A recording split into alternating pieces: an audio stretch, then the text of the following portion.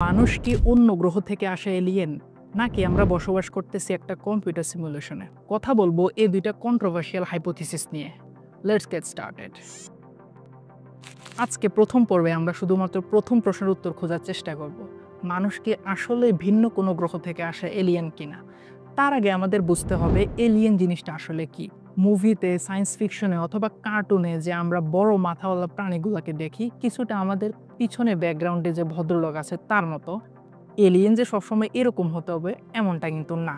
এলিয়েনের বাংলা তর্জমা করলে দাঁড়ায় যে পৃথিবীর বাইরের কোনো একটা জগতে বসবাস করে একটা জীব। হতে পারে সে একটা দৈত্য, হতে পারে সে একটা অণুজীব যেমন ব্যাকটেরিয়া, ছত্রাক ইত্যাদি, অথবা হইতে পারে মিস্টার বিন। মিস্টার বিনও কিন্তু এলিয়েন, সেটা জানেন? এটা নিয়ে আলাদা একটা ভিডিও বানানো যাবে। এখন মূল কথায় আসি, আমরা কি আসলে এলিয়েন কিনা? সরাসরি মানুষকেন্দ্রিক উত্তর আমরা দিতে পারবো না, কিন্তু আমরা যদি এই পৃথিবীতে প্রাণের অস্তিত্ব শুরু হয়েছে কিভাবে সেটার উত্তর খোঁজার চেষ্টা করি, তাহলে আমরা এই প্রশ্নের কাছাকাছি একটা উত্তরে যেতে পারবো। সায়েন্টিস্টদের মধ্যে অনেকে এটা বিশ্বাস করে যে আমাদের পৃথিবীতে প্রাণের সঞ্চয় যেভাবে হয়েছে, অর্থাৎ প্রথম এককোষী অণুজীব, এরা পৃথিবীর বাইরের কোন একটা জায়গা থেকে এসেছে। আর এই ব্যাপারটাকে প্যান্সপার্মিয়া বলে। এটাও কিন্তু একটা হাইপোথিসিস। এই হাইপোথিসিস বলে যে মহাবিশ্বের সর্বত্রই প্রাণের অস্তিত্ব আছে এবং তারা এক জায়গা থেকে আরেক জায়গায় স্থানান্তরিত হচ্ছে। ব্যাপারটা কিছুটা পরাগায়নের মতো, যে একটা বাগানে একটা ফুল গাছ আছে আর সে বাহকের মাধ্যমে তার পরাগরেণু অন্যান্য বাগানে ছড়িয়ে দিচ্ছে। প্রাণীদের বেলাও তাই হচ্ছে, আর তারা বাহক হিসেবে ব্যবহার করতেছে গ্রহাণু বা ধূমকেতু। ধারণা করা হয় যে এসব অণুজীবরা গ্রহাণু বা ধূমকেতুর মাধ্যমে তাদের আবাসস্থল থেকে স্থানান্তরিত হয়ে অন্য একটা সুইটেবল জায়গায় গিয়ে বসবাস করা শুরু করে এবং একটা সময় এরকম জীববৈচিত্র্যের সৃষ্টি হয়। এখন আপনার মনে দুইটা গুরুত্বপূর্ণ প্রশ্ন আসা উচিত। প্রশ্ন নাম্বার 1, স্থানান্তরের সময় মহাবিশ্বের এক্সট্রিম পরিবেশ তারা সার্ভাইভ করে কিভাবে? এর উত্তর কিন্তু আমরা পৃথিবীতে থাকা প্রাণীগুলোর থেকে দেখে দিতে পারি। এখন এটা সত্য কথা যে মানুষ অথবা অন্যান্য যে বড় বড় প্রাণীরা আছে, এরা এরকম এক্সট্রিম পরিবেশে মোটে সার্ভাইভ করতে পারবে না।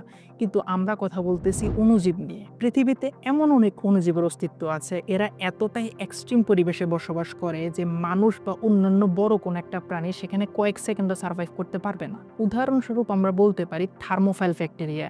এরা 125 ডিগ্রি সেলসিয়াসের বেশি এক্সট্রিম পরিবেশে বসবাস করতে পারে খুব স্বাচ্ছন্দ্যে, আর আমরা যেখানে 40 ডিগ্রি তাপমাত্রায় লাফালাফি করা শুরু করে দেয় সেলসিয়াস স্কেলে। এর বাইরে আবার সাইক্লোফাইল নামে এক ধরনের ব্যাকটেরিয়া, যারা -25 ডিগ্রি সেলসিয়াসের নিচেও বসবাস করতে পারে স্বাচ্ছন্দ্যে। এখন পৃথিবীতে যেহেতু এইরকম প্রাণের অস্তিত্ব আছে, তাহলে হইতেই পারে অন্য কোনো একটা গ্রহে আরও এক্সট্রিম পরিবেশে সার্ভাইভ করার মতো অণুজীব আছে, যারা এরকম গ্রহাণু অথবা ধূমকেতুর মাধ্যমে খুব সহজে স্থানান্তরিত হতে পারছে ওইরকম এক্সট্রিম পরিবেশে সার্ভাইভ করে। এখন ধরে নিলাম যে এক্সট্রিম পরিবেশে সার্ভাইভ করার মতো অণুজীব হইতেই পারে।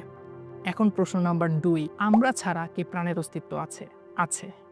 এখন আপনি বলতে পারেন যে পৃথিবীতে কেউ কোনোদিন কোনো এলিয়েন দেখে নাই, আমি কিভাবে বললাম যে আমরা ব্যতীত আরও প্রাণের অস্তিত্ব আছে? মহাবিশ্ব এত বড়, এই মহাবিশ্বের ভিতরে আমরা ব্যতীত অন্যান্য প্রাণের অস্তিত্ব আছে কিনা এটা সন্দেহ করার চাইতে সরাসরি আছে বলাটাই আমার কাছে বেশি যুক্তিযুক্ত মনে হয়। ব্যাপারটা এমন যে সমুদ্রের সামনে দাঁড়িয়ে আপনি সন্দেহ করতেছেন এখানে মাছ আছে কিনা, তার চেয়ে বেটার অপশন হচ্ছে আছে বলা। যাই হোক, এটা কিন্তু শুধুমাত্র আমার কথা না, স্ট্যাটিস্টিক্যালিও কিন্তু আমরা ব্যতীত অন্যান্য জায়গায় প্রাণের অস্তিত্ব থাকার প্রবাবিলিটি অনেক হাই। বাট আনফর্চুনেটলি আমরা কিন্তু এখনো পর্যন্ত কোনো প্রাণের অস্তিত্ব পাই নাই। জিনিসটা একটা paradox, Fermi paradox. Fermi paradox বলে যে মহাবিশ্বে আমরা ব্যতীত প্রাণের অস্তিত্ব থাকার সম্ভাবনা যতটা বেশি, সেসব প্রাণের অস্তিত্ব খুঁজে পাওয়ার সম্ভাবনা ততটাই কম। এটা কোনো কথা?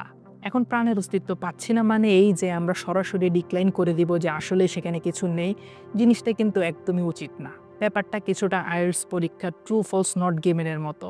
আমরা উত্তর জানি না মানে ট্রু লিখতে পারবো না, ফলসে লিখতে পারবো না, নট গিভেন লিখতে হবে মানে জানি না। যেহেতু আমরা এই পর্যন্ত আমাদের ব্যতীত অন্য কোনো জায়গায় প্রাণের অস্তিত্ব খুঁজে পাই নাই, তাই এখনো পর্যন্ত আমরা শিওরিটি দিয়ে বলতে পারতেছি না যে আমাদের পৃথিবীতেও প্রাণের অস্তিত্ব বাইরের অন্য কোনো জায়গা থেকে হয়েছে। তবে একদম উড়িয়েও কিন্তু দিতে পারবো না, ওই আগের উত্তর জানি না। যাই হোক, এখন কিছু সায়েন্টিস্ট কিন্তু আরও এক্সট্রিম লেভেলে চিন্তা করে। ওনারা এটা বলেন যে আমাদের পৃথিবীতে প্রাণের অস্তিত্ব দিয়ে গেছে আরও অ্যাডভান্স লেভেলের কোনো সিভিলাইজেশন। এখন তাদের এই ধারণা মানে এই হাইপোথিসিসটারও একটা ভালো দিক আবার কিছু খারাপ দিকও আছে। ভালো দিকটা হচ্ছে গিয়ে এই যে গ্রহাণুর মাধ্যমে এক্সট্রিম পরিবেশে সার্ভাইভ করে অণুজীবগুলা এক জায়গা থেকে আরেক জায়গায় স্থানান্তর হচ্ছে।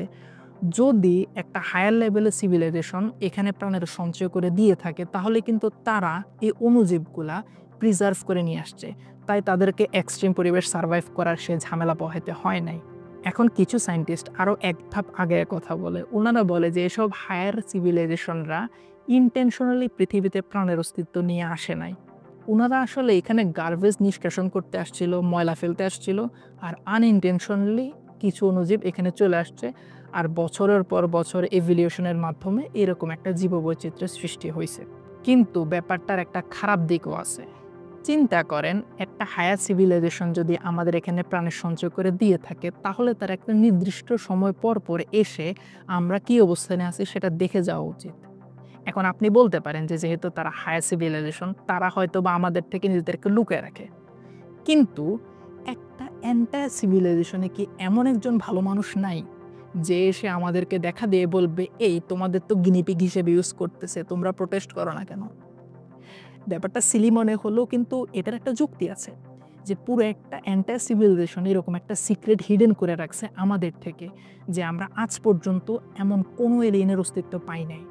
এর ভিতরেও কিছু কিছু মানুষ কিন্তু মাঝে মধ্যে বলে যে তাদেরকে এলিয়েন ধরে নিয়ে গেছে, আর প্রত্যেকের স্টোরিটা কাইন্ড অফ সিমিলার মনে হয়।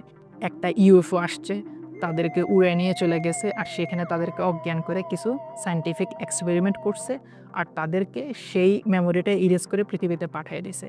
এই জিনিসটা সবচেয়ে বড় ঝামেলা। আপনার যদি মেমোরি ইরেজই করে দেয়, আপনি মনে রাখলেন কীভাবে? আমরা কিন্তু তাদেরকে মানসিক রোগী হিসেবে কনসিডার করি, কিন্তু আসলে কি উচিত? আজকে যদি আমাকে একটা এলিয়েন ধরে নিয়ে যায়, অথবা আপনাকে যদি একটা এলিয়েন ধরে নিয়ে যায়, আর আপনি এসে সে বিবরণটা দেন আমাদেরকে, আর আমরা যদি আপনাকে পাবনায় পাঠিয়ে দিই, ব্যাপারটা কীরকম হবে?